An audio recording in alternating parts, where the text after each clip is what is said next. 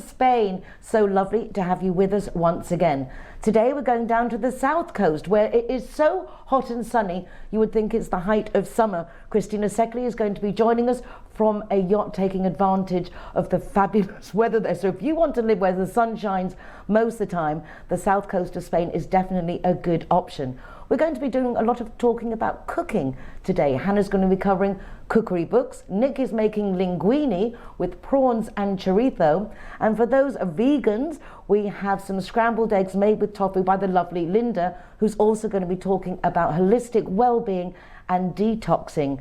We've got our astrologer, Lady B, in the house. We're going out and about with Nando Brown for Snout and About. We're talking about our pets. We've also got, what else? Our legal team are here. If you're selling up in the UK, you're going to want to know the right steps to take, and also then when you come to buy over here in Spain for your first home or your second home. We're going to be talking about wellness and how to breathe when you're feeling poorly with Kate. But to start off the programme, we're going to welcome back Sara Haley, who is our fashion advisor and stylist, and we're going to talk about knickers. Very, very important, whatever you wear, to get the right knickers. Good morning, Sara. Hi, Kate. Morning, how are you? Good morning. How are you? I'm delighted to have both of you together because you're a fashion designer, you're a fashion fanatic, and knickers are really a very important part of everything we put together, us ladies. I mean, it makes a big difference. Huge difference. Huge difference, yeah. And with all the different types of underwear that are now available, depending on the sort of line of garment that you're wearing, I mean, it's a science. Knickers have become something completely different.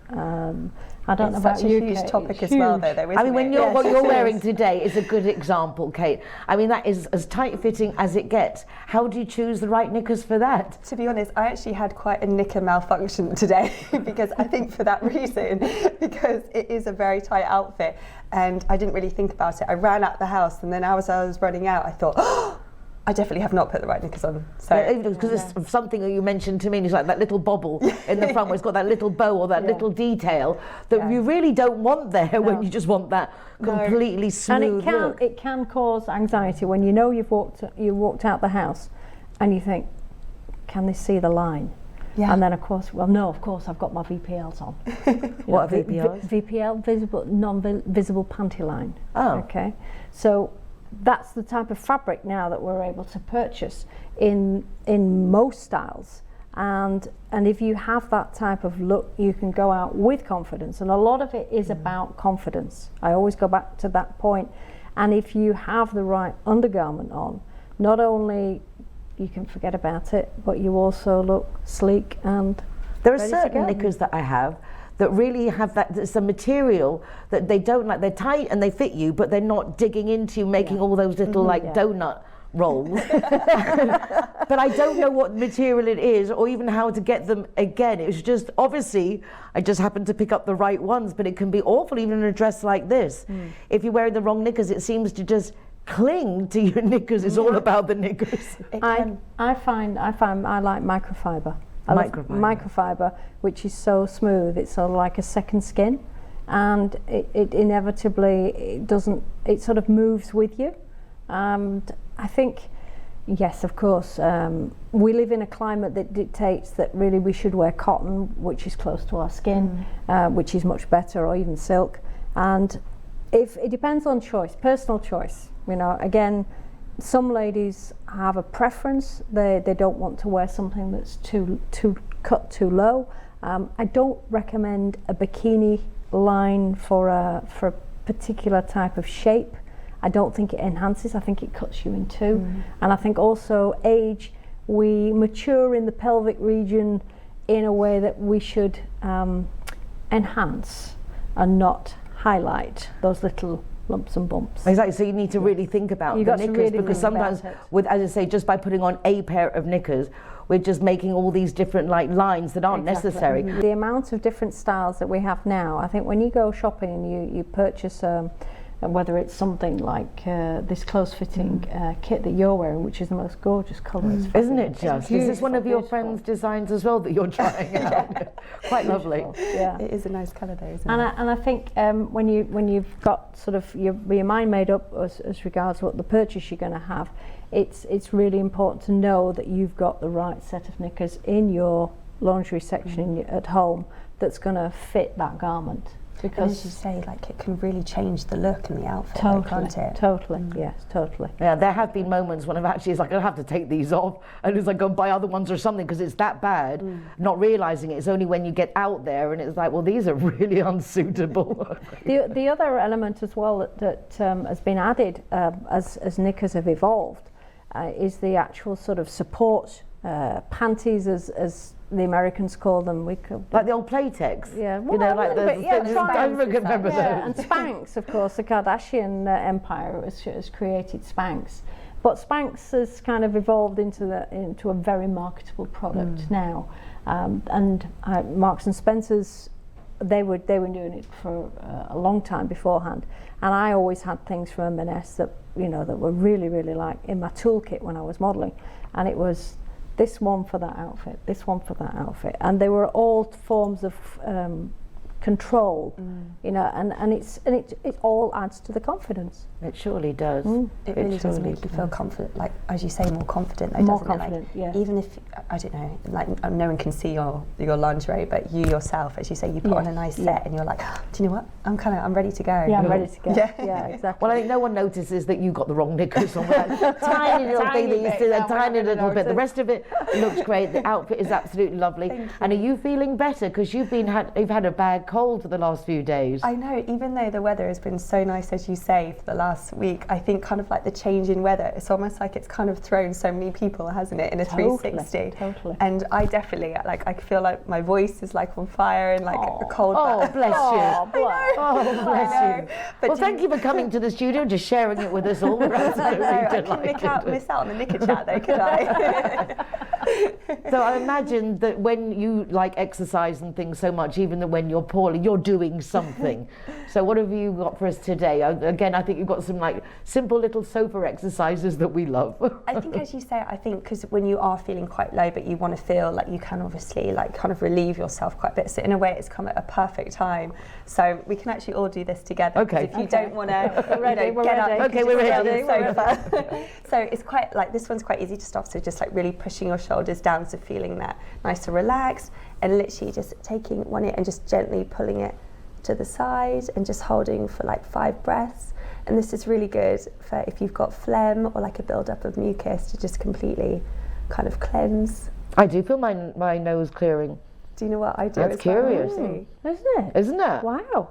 Yeah, that's the first. And even as well, because you have got quite a bit of tension, isn't it, when you have got a cold, like whether or not, because maybe you don't want to get up, you stay in bed, or you just stay in like one position.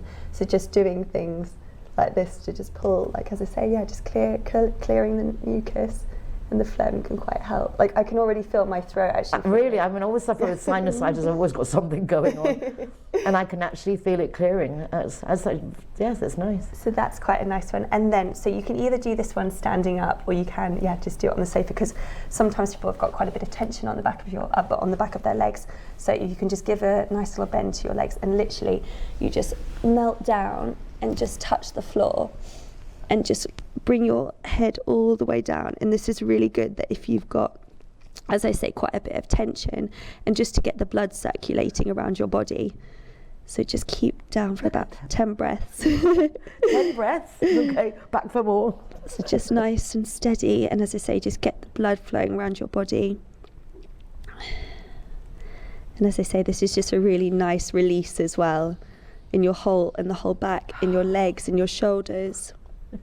So that's another one. And then another one is, if you have got a nice table in front of you, you can just literally, you can either do this on the floor, and it's also known as the child's pose, or you can just put your legs together and then just literally reach over onto the table and just completely keep on pulling your fingers forward, and then you feel that nice little stretch. And this is just really, really nice if you've have got quite a lot of tension in your head, in your neck, just to kind of release that. which is really, really lovely. And as I say, you can just do this between 5 to 10 breaths as well until you feel that nice little release. So that's, and then a final one that you can do. So you can either do this again sitting down. I think that's the problem though. So relaxing. Every time that we do it, we just feel ourselves completely relaxing. But this one, so you can either just cross your legs, and just so say if you bring your left leg over and then just take your right arm, just bring it to your other leg, and then just do a nice little twist. Just keep your whole body nice and straight. Bring your shoulders down and just look over. Oh, that feels good. Opposite shoulder. And this is just really nice, so basically just to clear out the toxins in your body and just, again, give that nice little release and to get the blood moving and just to feel a nice little bit of tension release, which we've all got when we've got a cold. And just, repeat that on either side as well. So we can just to even it up, I better do the other side. And then just repeat. And just I'll leave unbalanced. And just keep your shoulders down again and your spine nice and straight, and just keep bringing it round and keep breathing. I think that's the most important thing. Yeah, it's kind of important, isn't it? Keep breathing. Because I don't have yes, keep breathing. So many times. But you know, I stop breathing when I'm doing exercise. You concentrate. Or I'm concentrating, I just stop breathing. Yeah. I literally just hold my breath. And if I tried to hold my breath, I wouldn't be able to. But when I'm just subconsciously doing something. You do though, don't you? As you say, it's just like an automatic, and then before you know it, like you're feeling like your cheeks going red, your brain. I go to Pilates, and that's where I find that I just focus. There's no other noise or anything going on in my head apart from the fact that I've got to really concentrate on what I'm doing. That's what you said when we went with you to do Pilates, that you just completely forget where you are and you're in it. And the hour goes so quickly as well, though, isn't it? Because as you say, you're concentrating so much on the muscles and everything that it's like you get in there and then you're leaving. And I feel so tall when I've come out, and I've either met hubby for something to eat or whatever, and I just feel sort of like just so much better. It's funny because walking on air, literally. Even now, just doing those few little movements, it's like your body's alive. Like you're reminding yourself that we're in here and there's actually something to look after. We're a very precious circuit board, I think. That if the more we know how to look after ourselves, with the likes of the advice that Kate brings, and obviously our other team member Linda brings, it's so important to get that inner core in every way, shape or form whole, isn't it? And that peace, as you say, isn't it? Yes. But I think as well, like that's what it's so lovely, isn't it? Because then you come into it as well, and it's like, right, you need to find that inner peace by the things that you eat, obviously your movement, but then also as well by the way that you dress, because by the way you dress, the confidence, isn't it? Exactly. It's the whole package. It is, and it's getting that routine. And it's not a boring routine, but that healthy routine of saying, I'm going to wake up in the morning, I want to do a few little easy exercises. If you don't want to actually go to the gym or Pilates, but at least the things that you're showing us that even someone like I, who goes nothing can do, and it makes a difference. Just that feeling of stretching your body out and. And also as well, I think, as you say, like not feeling selfish for taking that time to put into you, because we're all running around a million miles an hour. Taking that time out for you. Setting the seed for the day as well, to make sure it's going to be a calm and productive day. Well, I've really enjoyed learning more about knickers, and the name of the material we need to look out for? Microfiber. Microfiber, that's the one we need, the microfiber. Exactly. Well, thank you so much, Sarah. Lovely to see you. And Kate, I hope you feel better soon. Keep those germs to yourself. But so happy you're here, because we would have missed you otherwise. We really would have missed you. Thank you so much. Thank you, ladies. Thank you. It is just a delight to welcome Lady B in the studio, and on the sofa with her, our very own Hannah. How nice to have you both together. You are a team anyway. I mean, like you've been doing interviews and things together for years now with the radio, Hannah. Yeah, absolutely, for a long time now. Really nice. And we're good friends, so we've done a lot of interviews, and it's lovely to be here. It's so nice to be in Spain. The weather's wonderful here, isn't it? Can't believe how hot it is. It's so hot and lovely, and London's freezing, so it's an absolute pleasure to be here. There's more reasons for you to move on over. It's just lovely here. Although the more north you go, the colder it is. Definitely. So it depends where you are in the country, but I don't think it's as cold ever as in England. Even living in Madrid, I went to England in January with my Madrid winter coat and I thought I was going to die. I mean, really, I've never felt so much cold in my life. Yeah. But in Madrid it was perfectly fine. Yes, So you're here with us once a month. It's lovely to have you now to talk about, this month is Scorpio. Yeah, so this. And we've got a lot of Scorpios on our little team. So we have 2 Scorpios I've just discovered. So it's Scorpio season. We've got 2 Scorpios here, and Scorpio runs from the end of October, so October the 23rd, right the way through November to November the 21st. So we're kind of in the middle of it at the moment. But before we start, for people who aren't Scorpio, we've just had a new moon.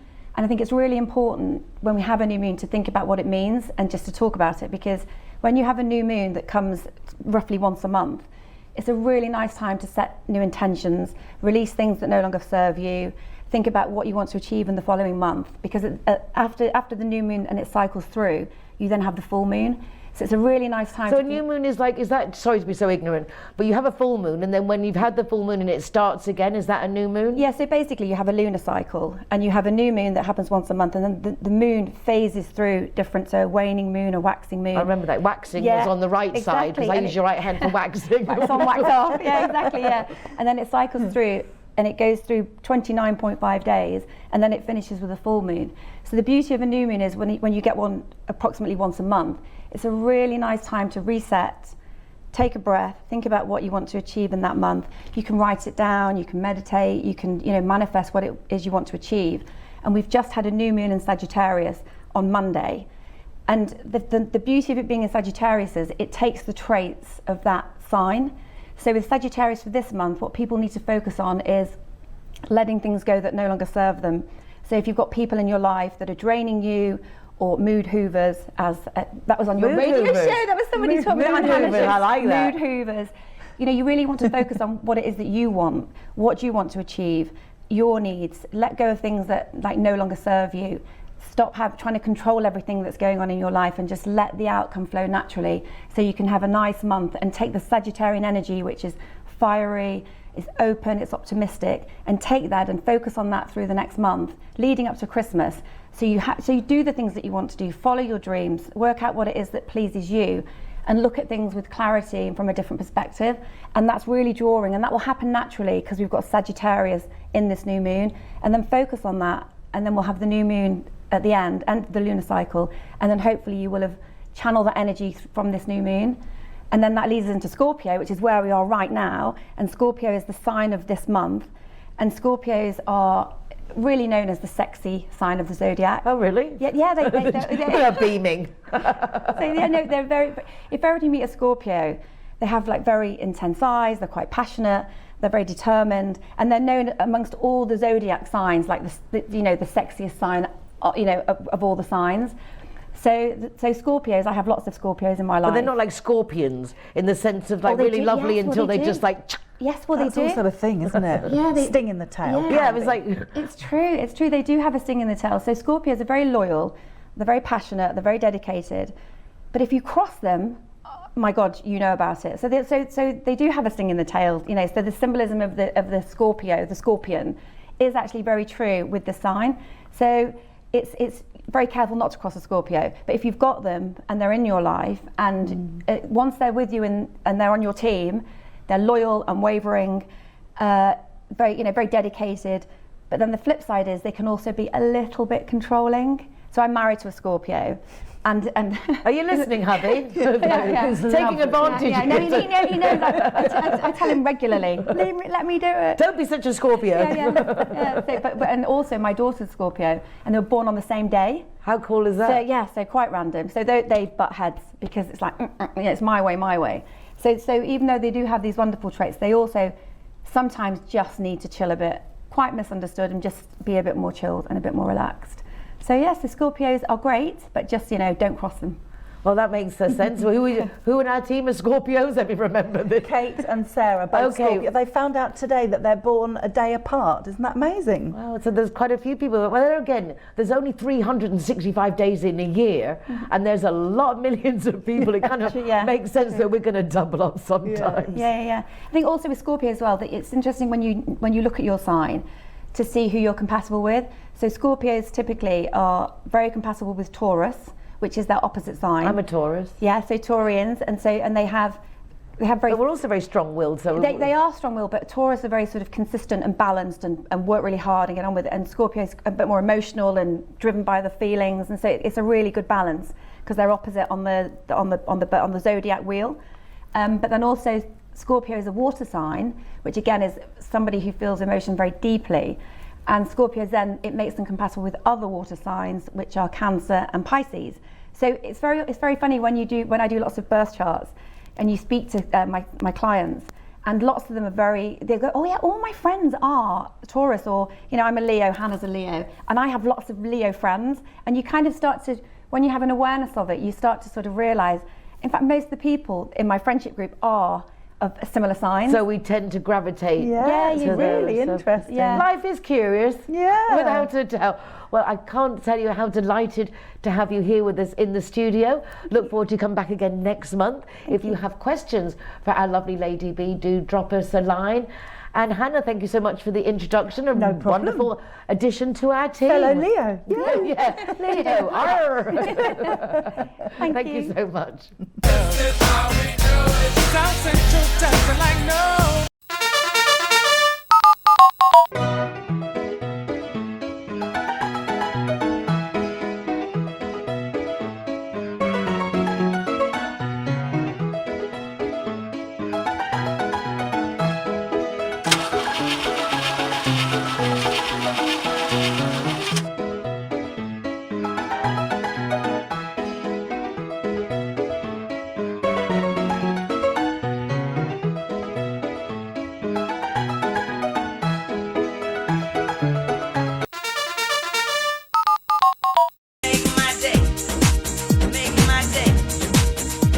Heard the word detoxing? What does it mean? Holistic, what on earth is that? Well, Linda Greenway's here and she's going to explain more. Linda, I love the way you and Kate are matching. Last week it was all pinks and now we're in lilacs. Yeah, it's by chance as well. We don't like plan it or anything, but yeah, it's cool. Must be that day, a purple day. A purple day. So what does it mean to detox? But detoxing, you can do all different types of detoxes. I mean, even if it's just if someone eats a lot of meat in their daytime and their daily life, then just eat more vegetables. They can just do something simple like that. But then if you wanted to do stronger detoxes, then you can do things like a colon cleanse with different herbs, or you can do a detox where it's just all juicing, or you can do a detoxing where it's just all soups and broths. How do you know which one to choose? It depends on the person. I mean, ideally, if you are going to do a proper detox, then it's better to do it with someone, or do a retreat where they are doing the detox, and so you're there and you're learning how to do it on the first steps. It all depends on the person, because I mean, all these spices and all these different herbs and everything that we consume does have an effect on our body. So yeah, juicing. I like those kind of detoxes more when it's warm, the weather, because the body can accept it better. In January time, February time, it's better to do more warming soups. But I mean, you could do just a simple detox and just one day just only eat vegetables, just so then the body can kickstart and start feeling better. And because if you're eating meat or if you're eating heavy kind of foods, your body needs a lot of energy to digest that, and so it just gives your body a little bit of a break, so then it helps the cells to renew faster, and you start feeling so much better. And then it's there's a vegan cook, she was great, she used to say that she even had better libido with having just eating all vegan foods. But even doing vegan, you have to be careful what you're eating, because you have to have the right amount of proteins and stuff. So yeah, the detox is good to detox, but perhaps get advice, from somebody who've exactly explained what your objective is, and then they also can advise you of the best ways of achieving that. Yeah, because I do all sorts of different detox programs. So the kind of ones that I like is doing with Ayurvedic foods. And so what does Ayurvedic mean? I know you're. You do someone has to ask these things. It's we're all meant to know what these things mean. I am not ashamed to say, what does that mean? For all of us, I'm taking one for the team. I'm glad you have as well. No, that's good. No, Ayurveda is it's natural medicine from India from 5,000 years. They normally have a plate And on that plate is like 6 different flavors. So everything from salty, sweet, bitter, sour. They have all the different flavors, and they say having those different flavors puts you more into balance, but it's more than that. I mean, then they look at the person, and there's 3 different types of constitution. So you could be a person who's more air and thinks a lot and doesn't sleep well and is always worried. And then there's the other type of person who's all fire. And then there's the other kind of person who's methodical and slow and like, so there's different types of people, and then there's different herbs and different flavors that you should be taking to put you more into balance. Each spice has its own little thing, and you were feeling not so well recently. I also got like this 24-hour really cold bug kind of thing, and so I also started with all these kind of detoxing herbs and triphala and all that, and it's like everything just like cleared so fast. Okay, well, let's say we need to go with that, because I'm sure we're coming into cold season now, that would be a great topic to cover, all those particular herbs. But now we're going over to the Good Morning Spain kitchen at the food room, because we are going to be making linguini with prawns and chorizo later on. But for you vegans, Linda's got a great scrambled eggs made with tofu. Hi, so now we're here again in the Good Morning Spain kitchen, and we spoke about a few different like breakfast options. Today I want to show you sort of a very simple alternative to having eggs, because some people they get inflammation with eggs, or then they prefer to have vegan kind of foods. So I'm going to make something with tofu, which actually looks like scrambled eggs. So, and it tastes actually really good. So what you want to do is chop some onions and some garlic. You want to fry them off. And the tofu that I've got is actually smoked tofu. I don't know, it just gives that little extra little kick. And the onions look like they're getting ready. You just want them like sauteed, so then they're going a little bit see-through, because that's what's going to give the tofu more flavor. So then you just put some tofu in. This one, I've just crumbled it a little bit. So I'll just show you how easy it is to crumble, because tofu normally comes in a big kind of block like this. So you just want to like just crumble it in your fingers, so it makes it look like kind of scrambled eggs, which is kind of fun. Of turmeric, because that's what gives it its color. And to give it some nice flavor, I always like to put cumin in. So let's put a good dose of cumin. Let's see how that looks. Then you want also to put some salt in it, some pepper in it. You want to give it some nice flavor. Let's put a bit of black pepper. Black pepper is really good, and you really need to have black pepper, because the black pepper helps the turmeric to absorb. So don't forget to put the black pepper in, and put a good dose of it in. Okay.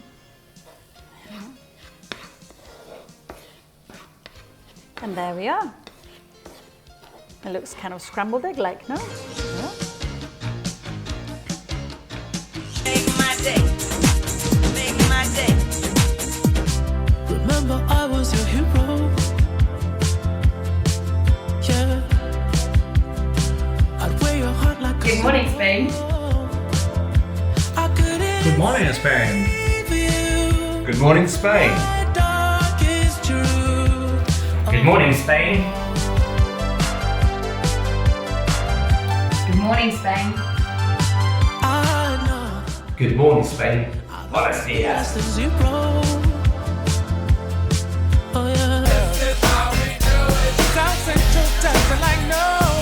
It's wonderful to have our legal team with us, and we appreciate all the questions you're sending in. They're all getting passed over to Alex and the team, and today we're welcoming Mario back from the UK office of Nockolds. Lovely to have you both here. Thank you for having us. Well, nice last week with Lynn. That was a very interesting topic about our kids and their nationalities. Yeah, we definitely need to address it. So it was. I thought it was very interesting. Yes, and it's amazing how many people it's come up and they've given me feedback on that aspect, because it's not something brilliant. You think about. But also, Mary, you specialise in real estate in the UK, people buying and selling. And I'm sure that when they're saying, okay, I'm going to sell up, I want to move to Spain, that isn't on their horizon of what kind of nationality will my children have. Will they have a nationality crisis, an identity crisis? But there are a lot of other issues that they do, I suppose, have to face on that first there step. are indeed. So I do specialise in residential property in the UK. We have lots of clients who wanted to move overseas, and obviously Spain is a very popular destination. Even after Brexit, this hasn't been a deterrent that you've seen? Even after Brexit. Now, we haven't noticed it here either. It's just like more are coming. I know. It still seems like we're in a property boom. After the pandemic, we thought everything was just going to burst, and it hasn't. It's just, no, if anything, it's the opposite. Yeah. We've got those digital nomads moving over, and everybody's like, everyone's coming over. Yeah. I think what's key is that people need to plan. So they have this idea, they want to move to a different jurisdiction, different country altogether. Spain, very popular, of course. But are they making this a long-term move? Is this going to be a holiday home? Yeah. They need to think about it. Do they sell up in the UK, or do they just look for a property in Spain as a holiday home and then think, oh, we'll move over to Spain permanently once we sorted out the visa and other requirements as well? What's the market like in the UK now for selling? If someone's saying, oh, I want to go over there, I want to give it a go, and all the steps that you need to take, but I mean, they are doable with right support. Absolutely. So it's still a fairly buoyant market, but it's slowing down between now and Christmas, which is what normally happens. I think the demand is there. But it's a more difficult market than it has been from earlier in the year. Because I was worried in the sense of a lot of people went back to England in the panic, I think, with the Brexit, not really knowing what to do. And it worried me. You've come from Spain, the prices in Spain, the lifestyle in Spain, for them to reinsert themselves in the UK market, for me, it was like quite daunting. The prices are higher. Do you know what I mean? It just seemed like that couldn't be quite easy to do. It is all relative. I mean, salaries are then higher. It's all relative in terms of living costs and everything. Over here, you do notice that everything is cheaper, but you are earning less money as well. So, in that sense, it's daunting, I suppose. You're changing your life. You're going to a different jurisdiction, but. I think people are looking for a bit of escapism. Yeah. People are chasing the sun. They want some good times, and it's all available, obviously, in the south of Spain especially.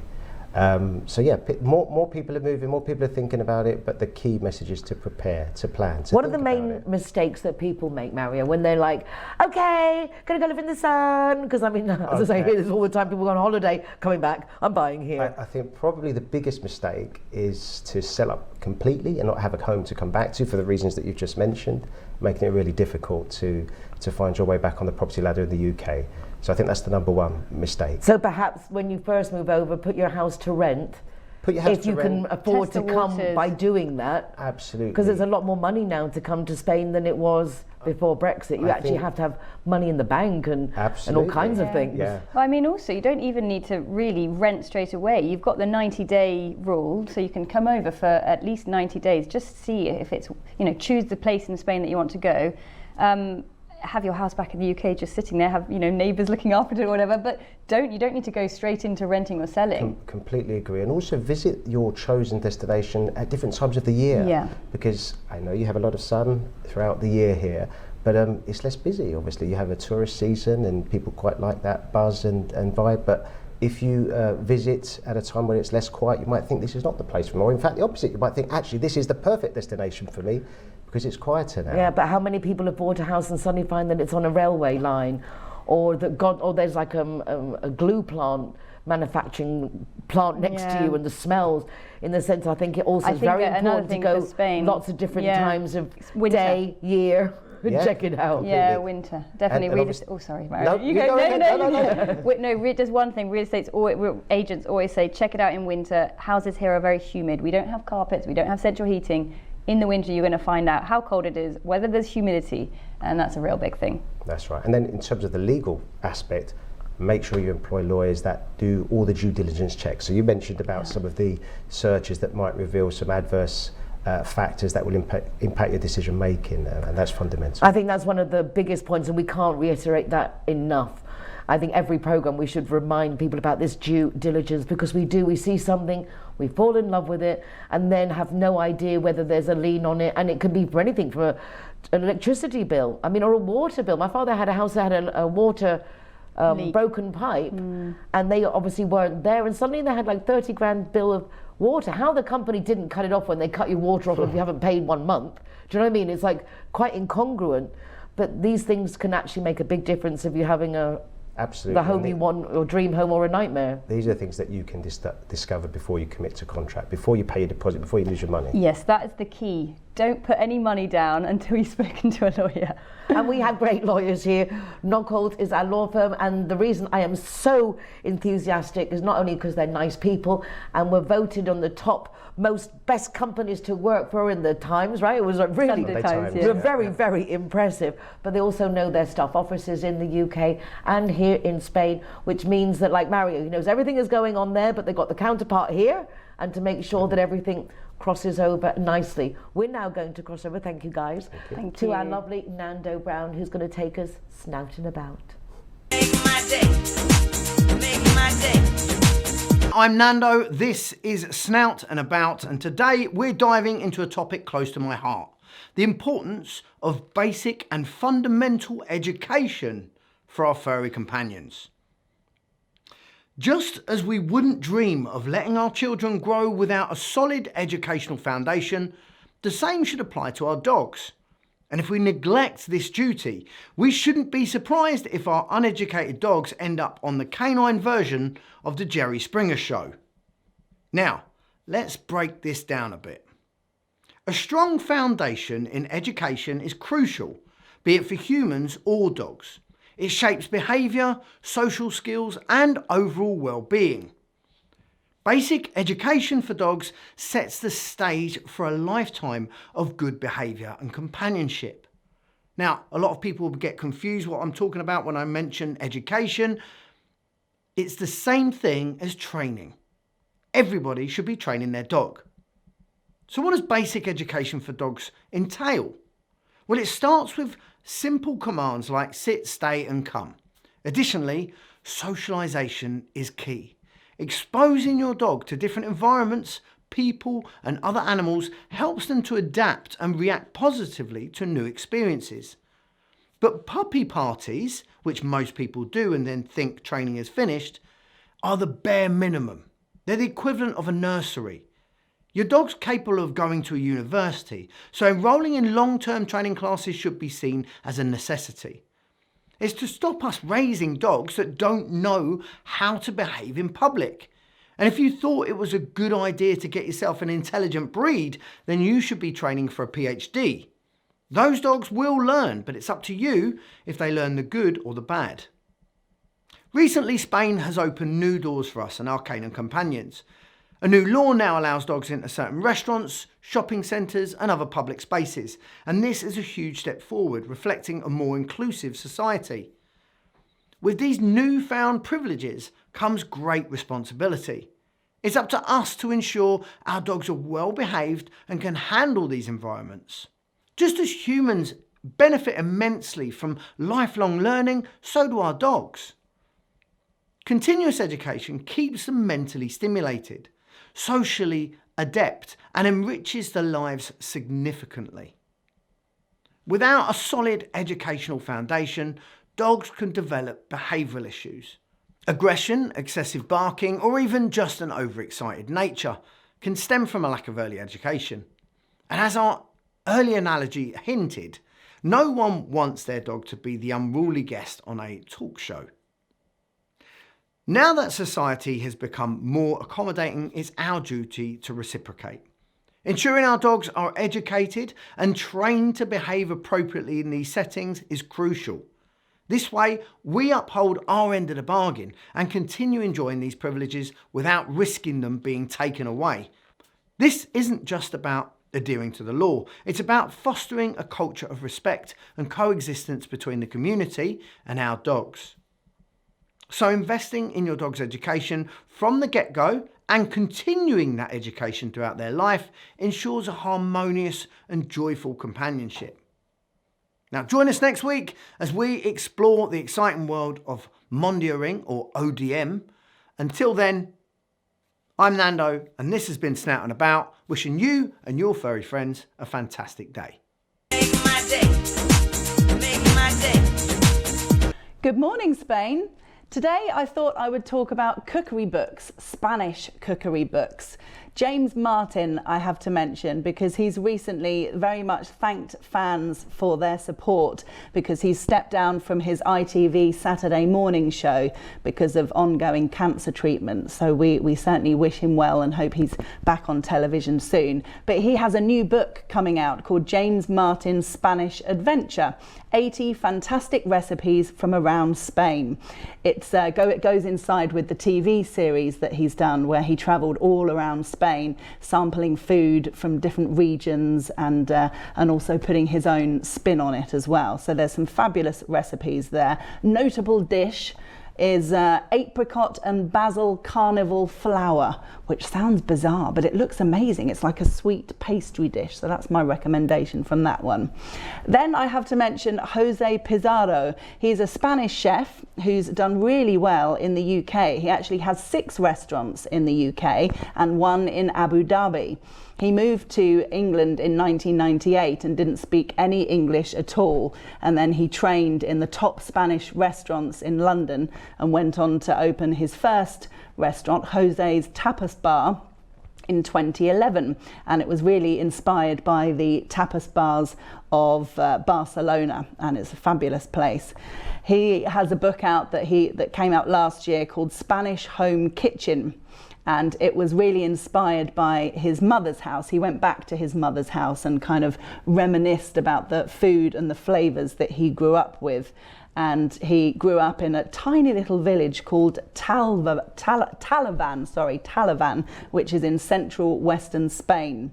The recipe I'm going to mention from that book is fried sardines with a warm lentil salad and fennel and lemon salsa verde. It's quite a mouthful, but it sounds absolutely delicious. I love salsa verde, and lemon can absolutely transform a dish. I have to mention Rick Stein, whose book Spain came out in 2011 to coincide with the 4-part BBC Two series that he did travelling around Spain. He said that he's always loved Spain and Spanish food, but thought a few years ago when the book came out and he did the series, he said until recently he didn't feel that people took Spanish food or Spanish cuisine seriously, but he said thankfully that's all began to change. The recipe from that book is easy patatas bravas. Who doesn't love patatas bravas? Basically a spicy sauce on small fried potatoes. Absolutely delicious. Food of Spain by Claudia Rodin is an incredible book. That came out in 2012. She's an Egyptian-born British cookbook writer. She normally does a lot of Middle Eastern cooking because of where she comes from.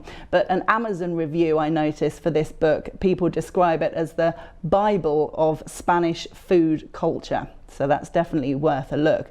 The notable recipe from that is artichokes, which I love, with shrimps and clams. Oh, delicious. There's a book which I have to recommend, which is a staple in our house. It's called Morrow by Sam and Sam Clark. That came out in 2001. And the couple met in the early 90s because they were introduced by friends because they had the same name. So he is Samuel Clark, and she, before she married him, was Samantha Clark. So they're literally Sam and Sam Clark. And Morrow, which is the name of the book, and also their restaurant in East London, means more in Spanish, M-O-O-R. So that's where the name comes from, and it really represents their style of cooking, which is a blend of Hispanic and Arabic flavours. We went to their restaurant in East London about 6 or 7 years ago, and our favourite recipe of theirs, which we've made at home many times, especially at Christmas, and also eaten in their restaurant, is the chestnut and chorizo soup, which is, oh my goodness, so good. Really earthy and deep flavours. We've made a vegan version as well, so chestnut soup without the chorizo, which is just as nice.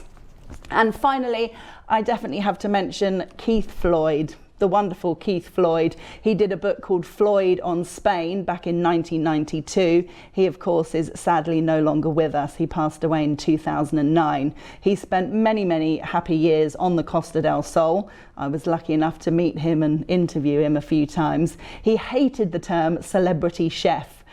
He really didn't like a lot of modern TV chefs and felt that they promoted themselves more than they did the food, which was an interesting comparison. After he died, celebrity chef, dare I use that term, Marco Pierre White said, if you look at TV chefs today, none of them really have his magic, which is an interesting point. The notable recipe from his book is Spanish-style chicken with red peppers, and it's really tomatoey. That also has tomato and chorizo in, so that's my recommendation there.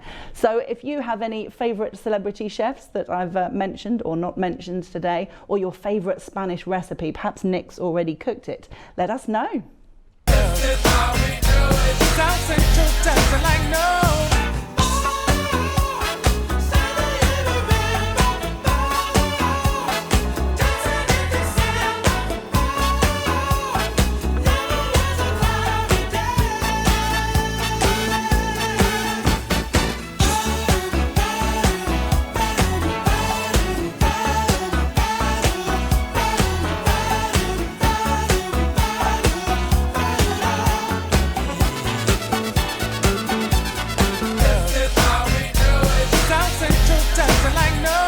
And now let's go and join Chef Nick at the Good Morning Spain kitchen at the food room.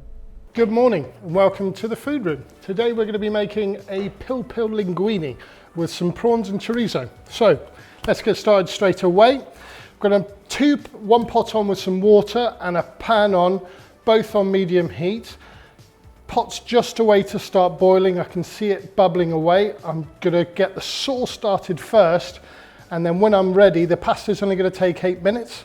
So I'll put the pasta in, finish off the sauce, and we're ready to go. So first of all, get this pan nice and hot. We've been on for a while, so it shouldn't take too long for the olive oil to get hot. I'm going to start off with some nice finely cut onions. We want to hear that sound. And I'm going to, at the same time, just put in a few nice slices of garlic. I've got 2 cloves in there so far. Just going to give this a nice move around. We are going to season, so a little bit of salt and a little bit of pepper. This is going to be a really quick dish. So in about 2 minutes time, I'm going to get ready to put my pasta in. So I'm going to get the pot up again, get it up to boiling point. Again, you could make the sauce, pre-make the sauce and then cook your pasta later, or the other way around, however you like to do it. So I just want to sweat these onions off. So I want to keep them moving around. Same time now, I'm just going to throw in a few cherry tomatoes. You could throw a couple in whole, couple sliced up if you like. This is just going to add to the textures later on. Same time now, I'm just going to add in some of this lovely chorizo. This is going to sweat off some of its beautiful oils that will come off it. It's going to give some great flavour. Same time now, I'm just going to add a few flakes of chili because I want this to be spicy. Okay, so pot is boiling. I'm going to add some rock salt, quite a lot. You want it to taste like the ocean, you want it to be salty. Next, I'm going to go in with my linguini. I'm going to have a timer ready and I'm going to put 8 minutes on as soon as the pasta goes in. So good 2 coins there. Nice €2 coin if you live in Spain, or a £2 coin if you're in the UK. Pasta goes in and timer goes on. 8 minutes. Now my chorizo's starting to sweat off some of that lovely oil. I want to get my prawns that I've already peeled and taking out the poo line. So I'm going to get some lovely prawns in there. I've got a bit of paprika here. I'm going to add this in now, just before I'm going to add my cider or white wine. Nice generous sprinkle over all the prawns. This is just going to give it that boost, the flavour that we want. Don't forget to give this a nice shake around now. We want to wake up the dried spice. Big common mistake is we just throw it in and then add the liquid straight away. We've really got to wake up those dried spices. So we can see now that nice little sizzle. I'm just going to go in with a little bit of cider.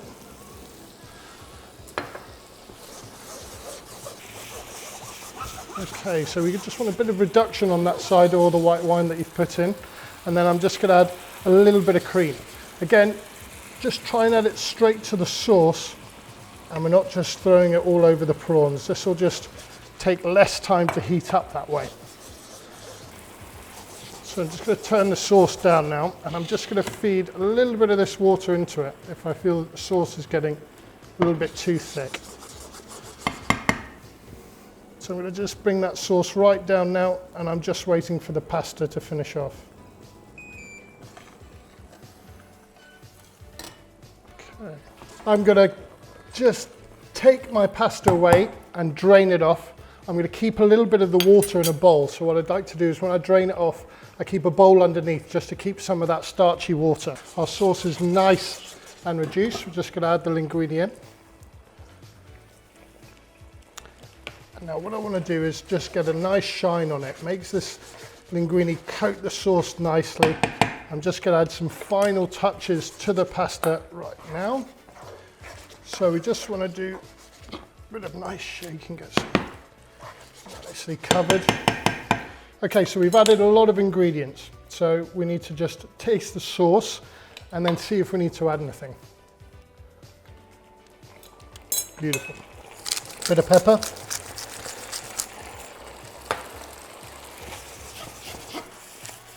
If you feel that the sauce is getting a little bit too thick, remember we've got this nice starchy water we can feed it with. That gives it such a beautiful shine. It adds the thickness to the sauce. I'm just going to finish it off with a little bit of parsley, a nice squeeze of fresh lemon there. And I'm just going to add a few bits of spinach. This is going to cook with the residual heat that I've already got in the pan. That's why I'm adding it in very last second.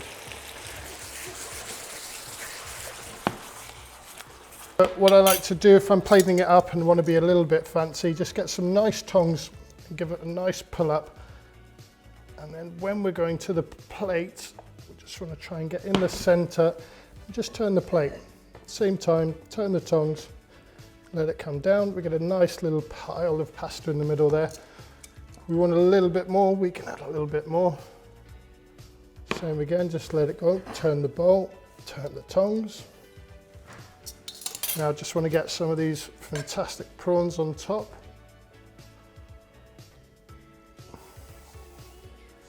Some of this chorizo and some of the tomatoes and spinach.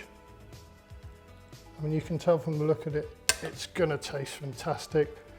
This is a nice, really quick dinner or lunchtime dish. So again, always like to finish off with a little bit of fresh parsley, a little bit of salt, and then we can always add a nice slice of lemon there so that the person can squeeze. This is my linguini pil with chorizo and prawns. Please send in your photos of yours. Again, there's lots of things we could do with this. If you don't like prawns, you could do it with chicken. You can make it straight out of vegetables if you want to. It's delicious, guys. Good morning, enjoy.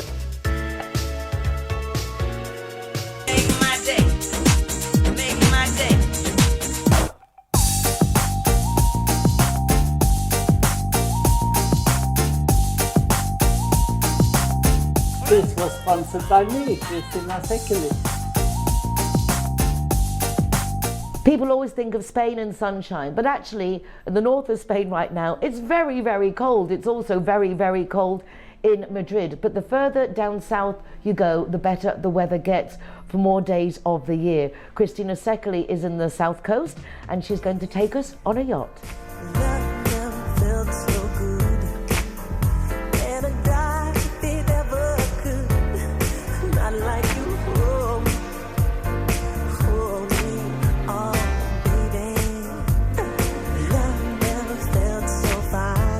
Good morning, but it's actually not morning, you know. It's good morning Spain, but we are in the evening time and we had the most incredible sunset just now. The colors were pink and the sea became pink with the reflex of the sun, a reflection of the sun. It was incredible. What a day we've had.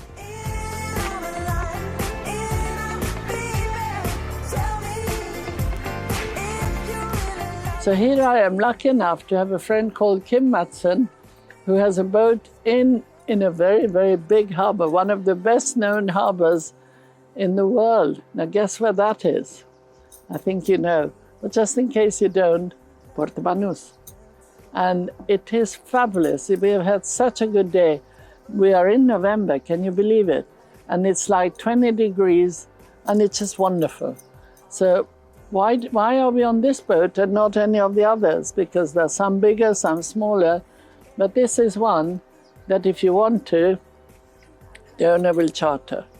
And you can take it for a day, you can take it for a few hours, you can take it for a few days, or however long you wish.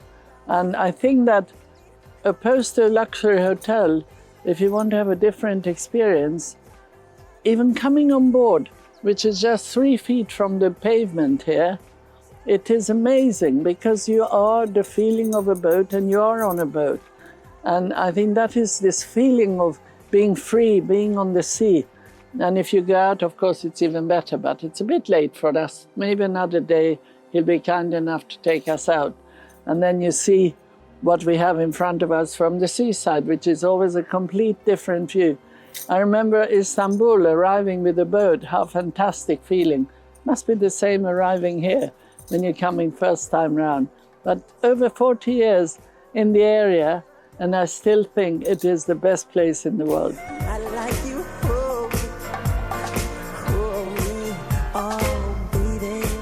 What does it mean to have a boat? You can own it, you can charter it, but let's say you own it, but you can have different sizes of boats. If you have a small boat, you can use it for water skiing, you can have your toys in the water with kids around, they love it, or you can just simply enjoy going for a few hours. And there are not so many islands where to go to in the south of Spain, but you have, of course, the rest, the Balearics, which is amazing for boats. I think it's the best, also the best in the world.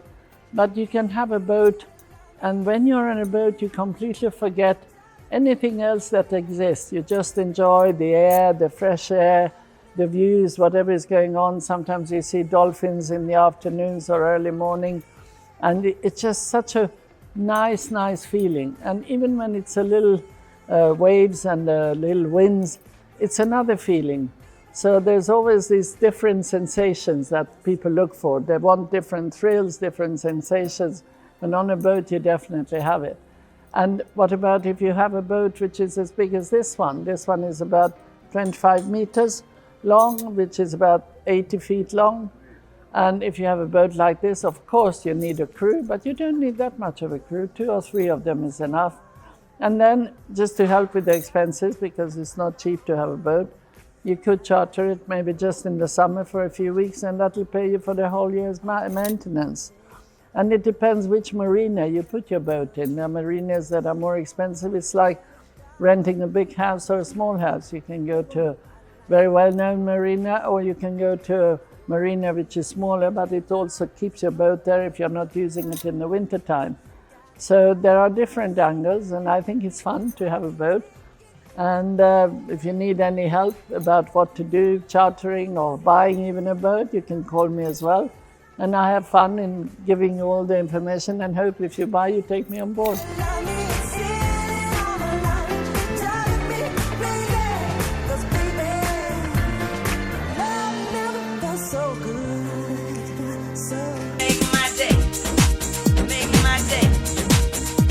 Well, we're going to leave Kristina sailing off into the sunset. Let's hope she was all wearing the right knickers. Are there such things as sailing knickers? I know. Do you know there probably are. If they can commercialise it, or they can sell it. Definitely. Sailing knickers. We'll have to ask her if she was wearing the right knickers. But it's funny that, isn't it? How important is marriage? You have this problem of finding the right knickers for the right... Occasionally, not every day, I must say. Sarah did mention that for men you should be wearing bamboo. Well, I'll try them. Yeah. I've never heard of bamboo. But no, bamboo is really good in material form because it's like really refreshing, it's natural.